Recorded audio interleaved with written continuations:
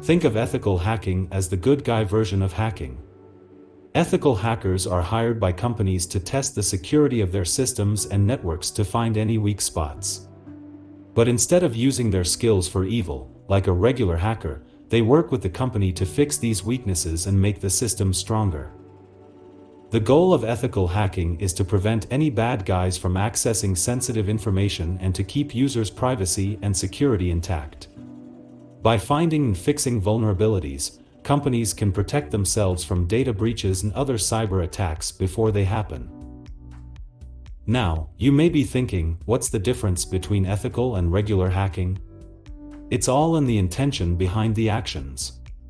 Ethical hackers are hired guns, working for the good guys, to find and report security weaknesses in a responsible manner. On the other hand, regular hackers use their skills for malicious purposes, like stealing sensitive information or disrupting normal operations. And let's be real, that's just not cool. So, why do companies invest in ethical hacking? Well, for starters, it helps them improve their overall security posture and reduce the risk of data breaches and other cyber attacks.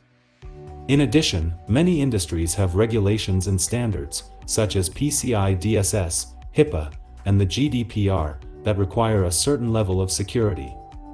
By having an ethical hacker on their team, companies can ensure they are compliant and avoid costly fines and penalties. In conclusion, ethical hacking is a crucial component of any company's security strategy. By working with ethical hackers, companies can improve their security posture and protect themselves from potential cyber attacks. If you're interested in pursuing a career in ethical hacking, there are plenty of resources out there to help you get started, like online courses, certifications, and professional organizations. And that's a wrap, folks.